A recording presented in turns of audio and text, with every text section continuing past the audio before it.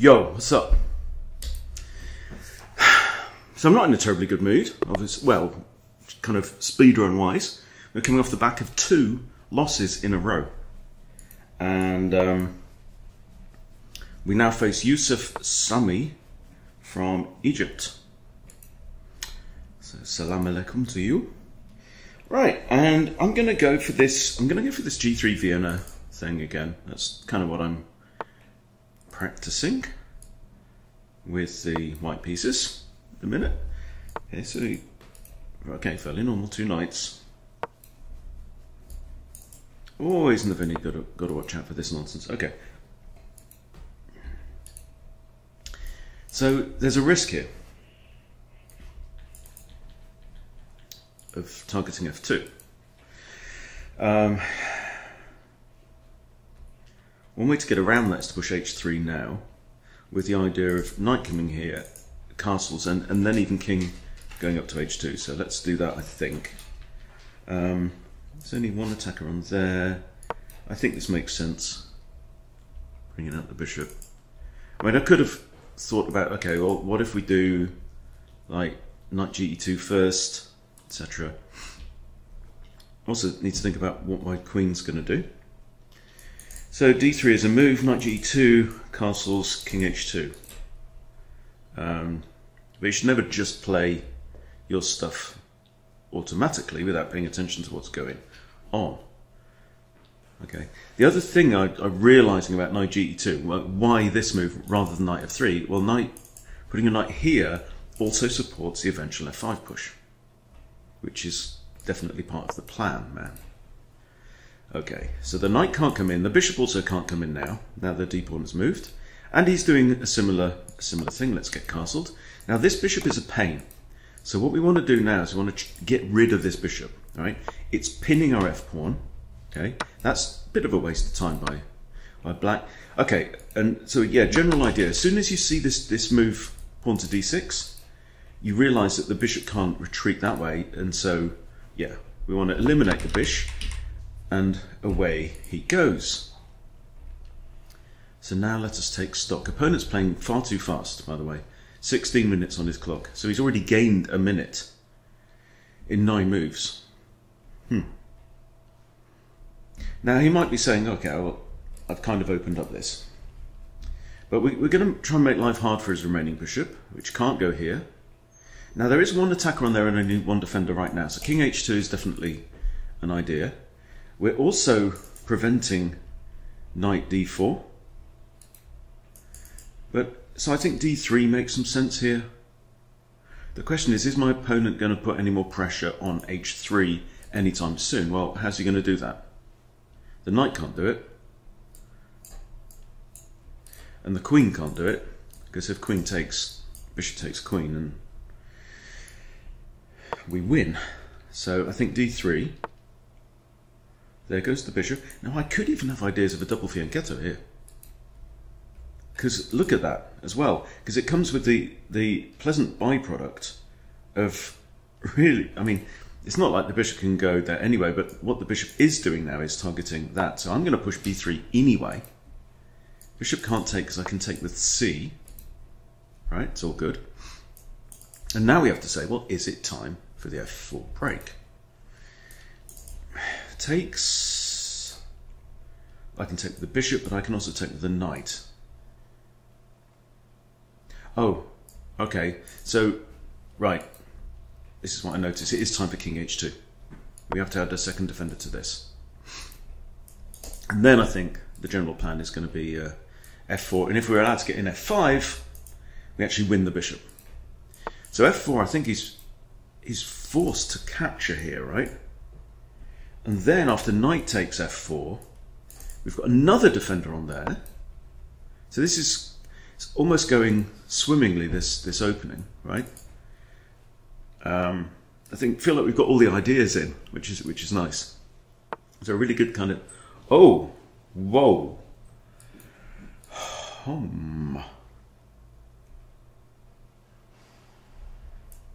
If I take, he could take back with the rook, he could take back with the bishop. He's declined this. I didn't consider this. I'm thinking maybe it's not time enough for bishop b2. That puts... Now there are two defenders on here. If he takes here, I can take with a knight. So bishop b2, we've found ourselves in a double bishop fianchetto situation. Which, by the way, Hikaru doesn't recommend for beginners. He says beginners shouldn't...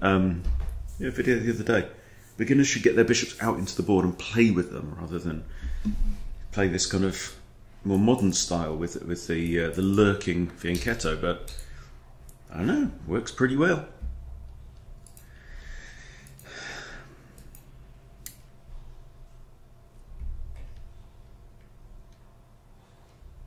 Now my opponent is slowing right down, you see.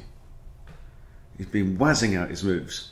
Longest time spent, 10-2 and 10-9 on the last two moves. And now we have activity. Okay. We have two ways to recapture, of course. And let's consider both. Okay, this one. The queen is defended on d7. But... oh, and by the way, the bishop's required for the defense of h3, so it makes me think that we should take with the pawn here. Because otherwise we're simply going to lose this, isn't it? Take with the pawn, and then we're threatening to do that as well. So is he going to have to take... I think this is okay for us, actually. I think this is all right. And, you know, notice how the centre opening up, what's it going to favour? That's right. The evil twins. And I'm kind of liking my position. And I feel like if I can get in f5, that's going to be uncomfortable. Because this bishop then has to go back there, because he can't go there and he can't go there and he can't go there. All covered. So I'm thinking you might have to be forced into taking here. And then after knight f4, we really do have good... There we go. I mean, okay, let's consider the move rook takes. I'm not considering the move g takes. No, I'm gonna get my knight up the board. I'm gonna keep my rooks on both on the first rank for now, and then when queenie decides it's time to join the action, I will have connected my rooks. I'll still need to protect the a pawn somehow, but a3 does that. Bishop protects. That's definitely an idea. This pawn is defended. Queen could come here, for example. But I think the main idea is surely going to be targeting g7. Right now it's defended by queen and king. I'd love to put my queen on here. That's not possible right now, but in a minute it may be. Because what's this bishop doing? All right? Am I threatening to take out this bishop? And I think I probably am. I have the bishop pair, right? That would leave us with a two knights versus both bishops ending. I'm kind of cool with that. He's not thinking things like g5, right?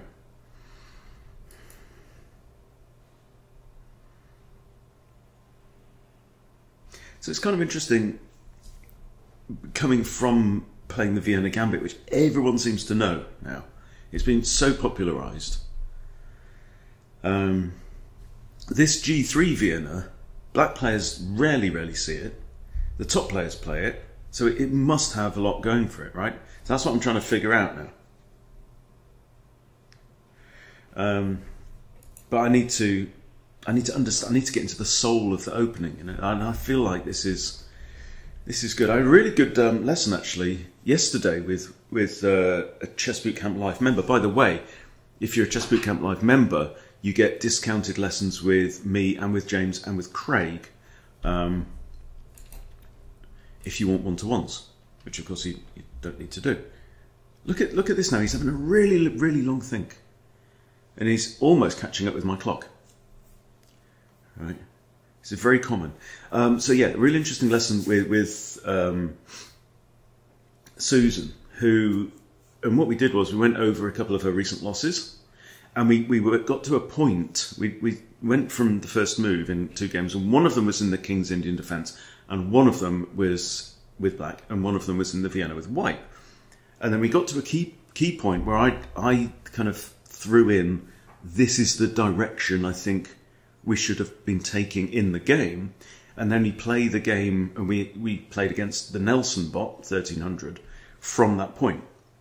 And we smashed him in both games. So in the King's Indian, it was all about the idea of breaking in the centre with the e7, e5 before White had castled. So White was late castling. In the actual game, Susan didn't do that. In the game we played, we went, no, look, we've got a rook on e8, we've got king on e1, have to smash. Okay, this is interesting. Okay, I think the obvious thing is to take the bishop, right? And then the Vienna game was kind of similar. But again, it was about getting into the soul of the opening. So my concern was here he had 3 attackers against the pawn on h3, and I'm just not allowing that. Okay. Queen takes. All right. Now we definitely have an option of trading rooks here. Also notice the queen is now undefended. With this move, she's undefended that. So maybe we should be thinking about how we might attack g7. Because our bishop's already on the case. Bishop's doing a fine job there. Now I'd love to do a move like this. Obviously that's not possible right now.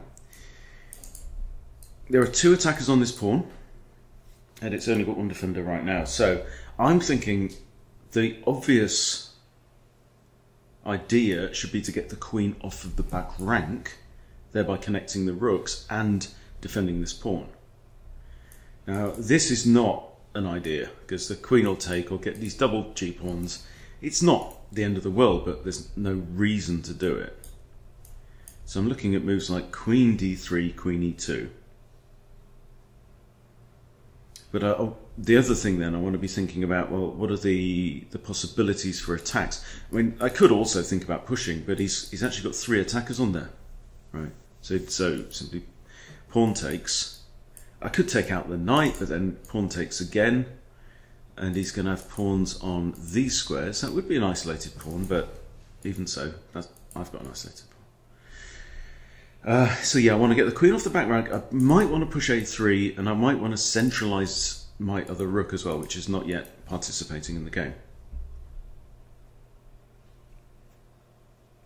If I was to kick this knight, I think we'd just have takes, so it doesn't make sense.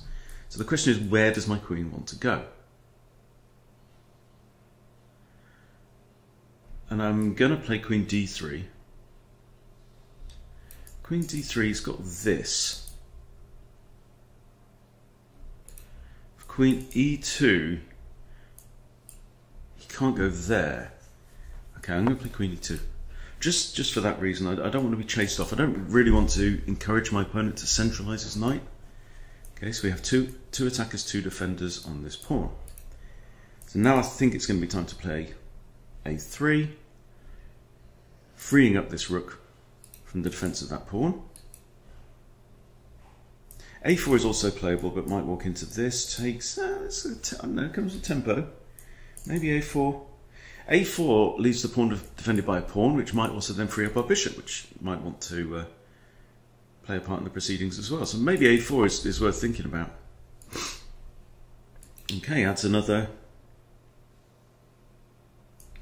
If I take that, he's got to take with the king or the. I think that's time now, because he's unattacked this now, if for want of a better word.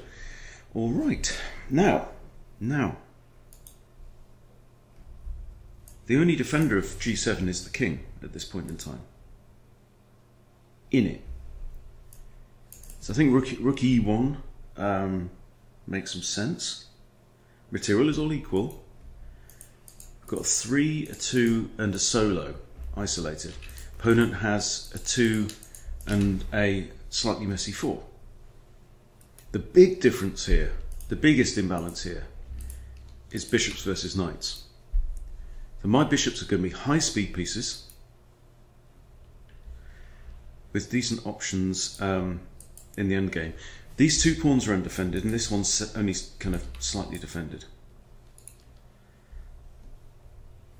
Now, okay, I think it's time to bring the rook in. The question is, where's it going to go? And I think here for now. That gives us 3 defenders. He's only got 2 attackers and there goes the knight. Okay. Interesting. This blocks the bishop's attack on g7.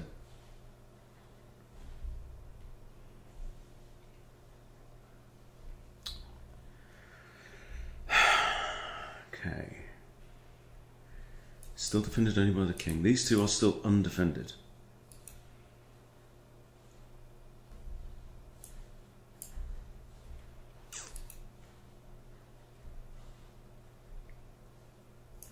No, I don't like h4 because it gives him this.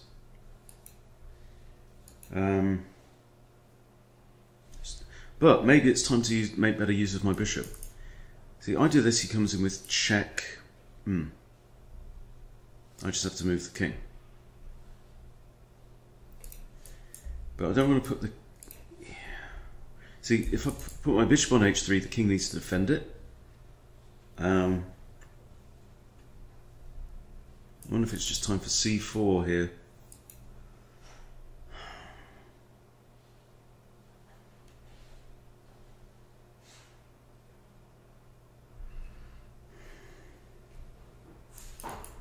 If I do this immediately, let's say he comes straight in with check, and I have to vacate the premises, don't I? But then I've got bishop maybe there, actually. Just don't know if this is this too risky? I do this, the knight can't take, it can't go there. It's either going to be retreating, which is definitely making life worse for black. But he may throw in this. But then I can just like move my king down to g8 and then pin the knight on the queen. So I am going to try it. Maybe that c4 was the preferred option there, I don't know. Here I have to attack sucker and just... Oh, he's got 2 defenders too, actually. Ouch. So if he comes in, that's a check and forking the rook, so I'm going to have to trade here. But now he takes the other knight. Ah! And I missed it. I just completely missed it. Again. However, we have some compensation, maybe. So now I'm down an exchange. Again, I didn't think about what else could my opponent do. It's just lazy thinking from me. This pawn is undefended and this one is not defended enough. Therefore, the problem is that comes with check. Now if I do this, I'm hitting both pawns, which black can defend actually with either piece coming to here or, well, actually going to the 7th rank. And there's nothing I can do to defend that. So maybe this, allow black to take, I come here. Now down a pawn as well.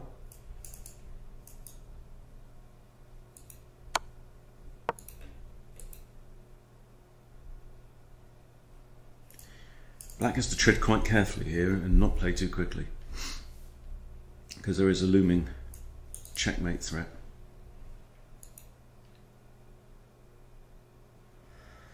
I'm assuming they're going to play this. I should assume that. And assuming works 2 ways, doesn't it? And that's not a check. And that's checkmate. Well, I think I got bloody lucky there. I do. Let's have a quick look.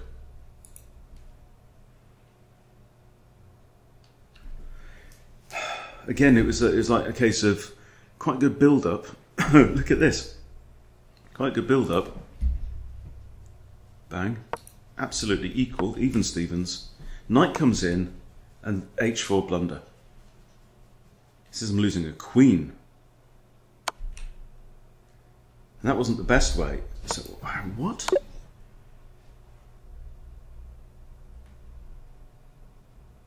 There, and I'm forced to take with the bishop, right?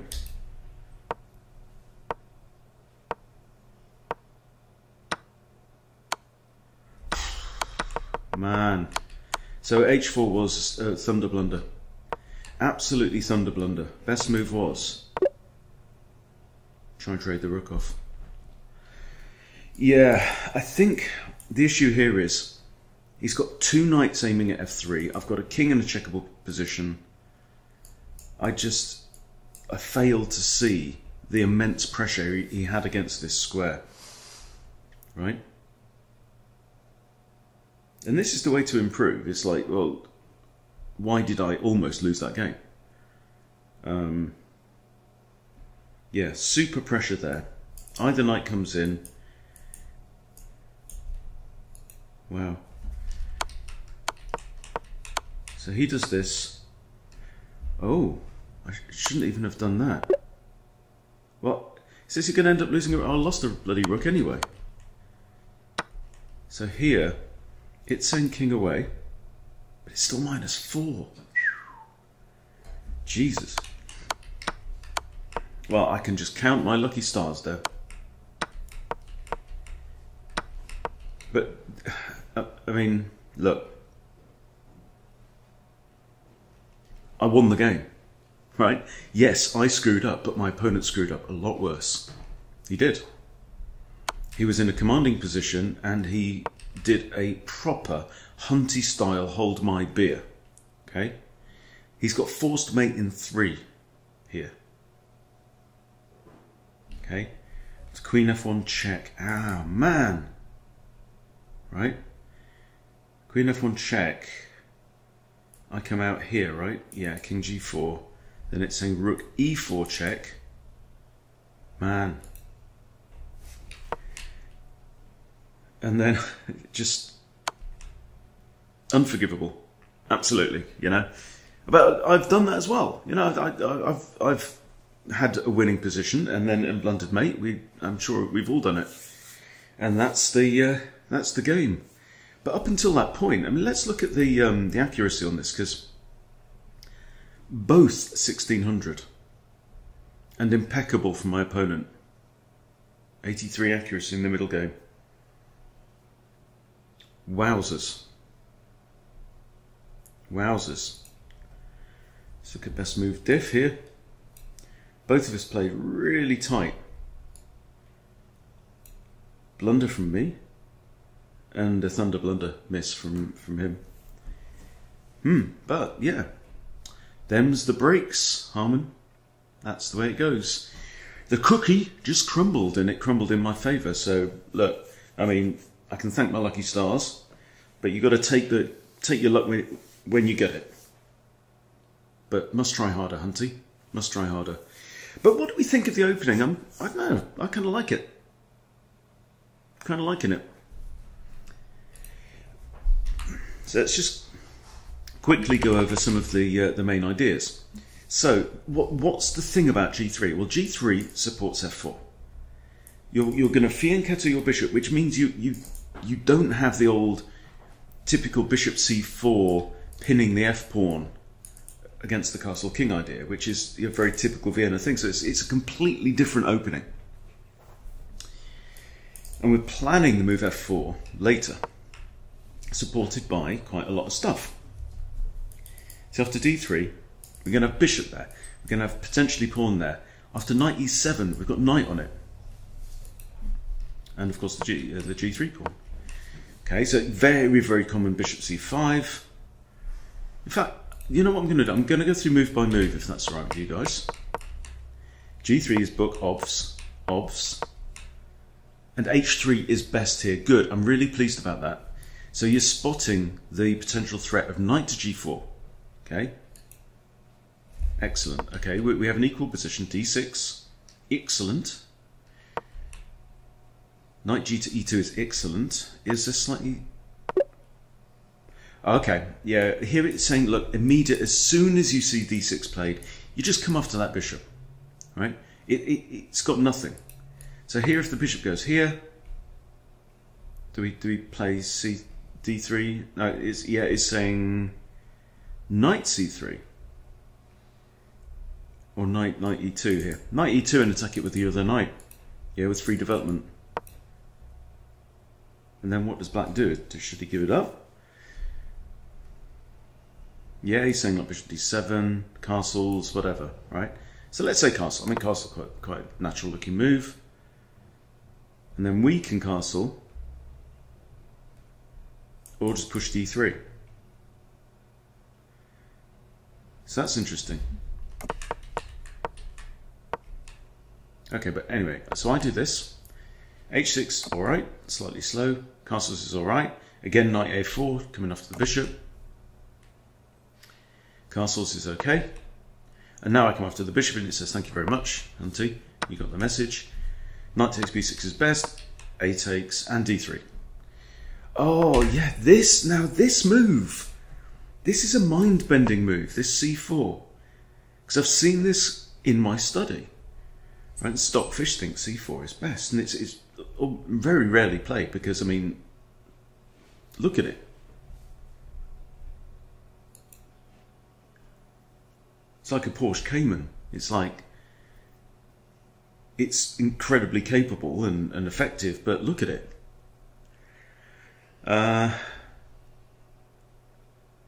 Is it Cayman? I'm thinking Cayenne, aren't I? The big 4x4. Sorry, Cayman. Cayman's quite pretty.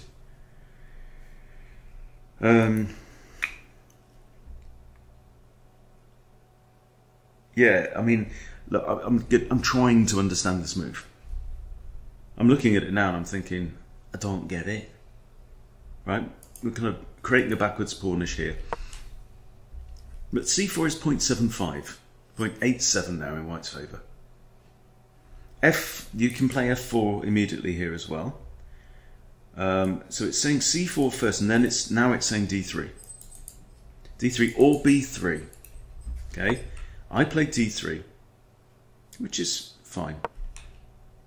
Bishop out here inaccurate, and that was again. Wow, c4. Now it's kind of like a Maroczy bind setup, but it's definitely hampering the bishop. I'll give it that.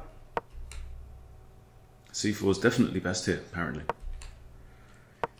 Okay, king h2 is best. Obviously, we need to add a second defender again to this. Knight h7 inaccurate, and f4 is excellent. Again, it wants me to play c4. Oh, it's 1/100th of a pawn difference. Fish. No, that doesn't make it best. Honestly, please. And f5. f5, I confess, took me by surprise. Bishop e2 is again c4. fe, should have taken the other one. I recapture, that's inaccurate. Oh, and that's a whole pawn difference, man. That is something. That really is something. Pawn takes. Yes, kind of opening up the king. And I think I remember saying, I'm not even considering that move. And yet it was best.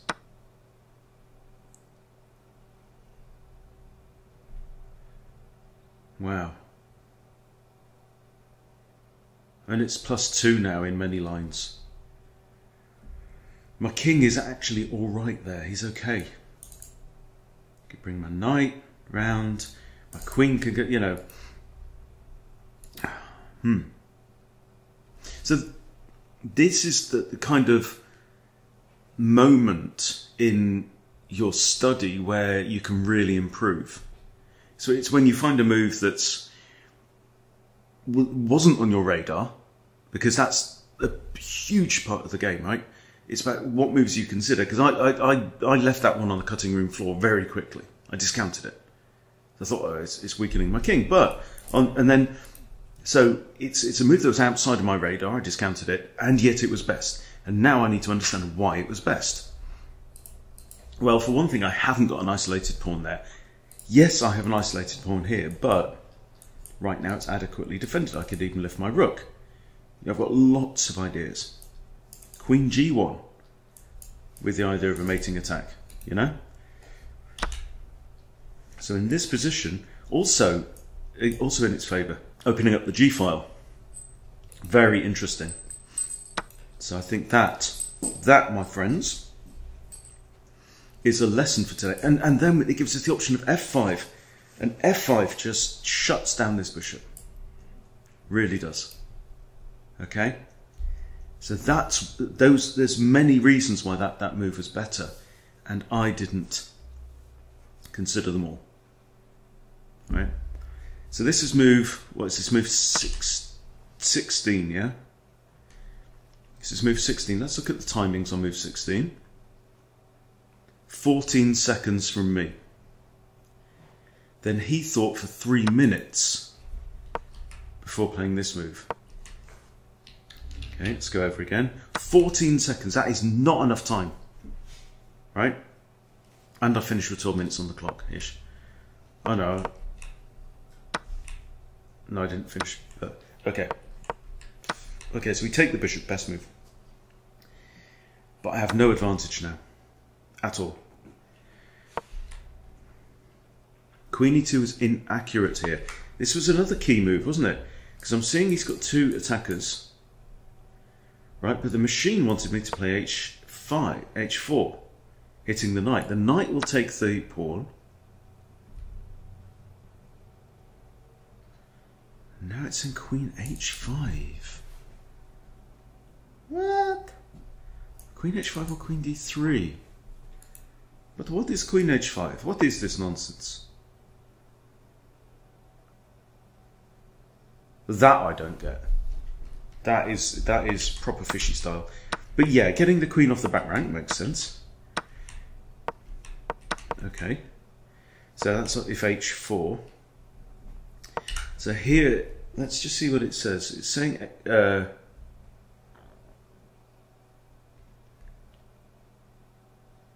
actually rook f4 or rook f5.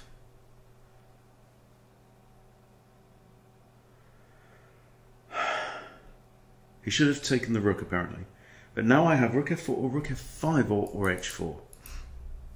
So it's saying a rook lift. With rook f4 being the slight preference. Again, really funky move. But it does defend the pawn, actually. Right? Because I had this thing stuck in my head. Oh, I'd like to connect my rooks. Right? Therefore, I should move my queen. But actually, I could have defended the pawn a second time using the rook. Because obviously it's got these 2 attackers. And that then makes possible all kinds of other ideas, like doubling up on the f-file, tripling up on the f-file, right? So again, something that I didn't consider and should have, you know? That's how you improve at chess. It's not rocket science.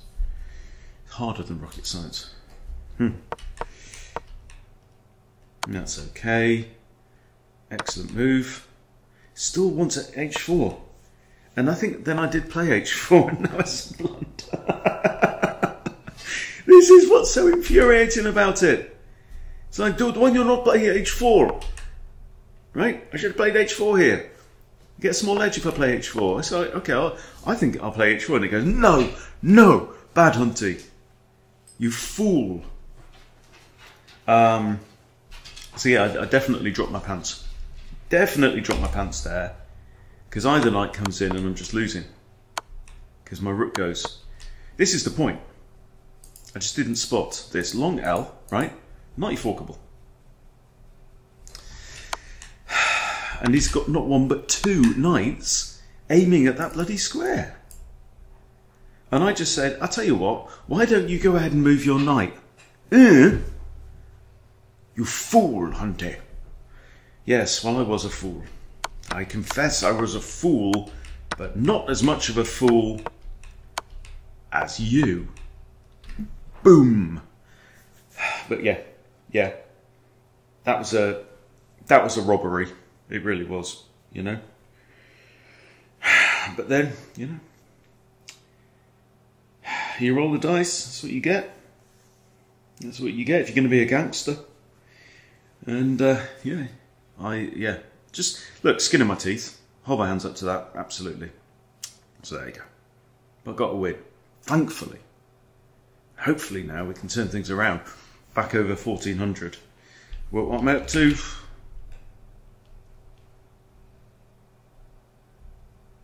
Oh, he said in the chat, put queen by mistake.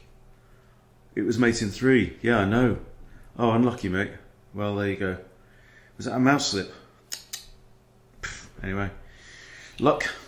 Lady luck shined on me. That's all I can say. I didn't deserve that. But I do like the opening. Okay. Thanks for watching, everyone. I'll see you soon.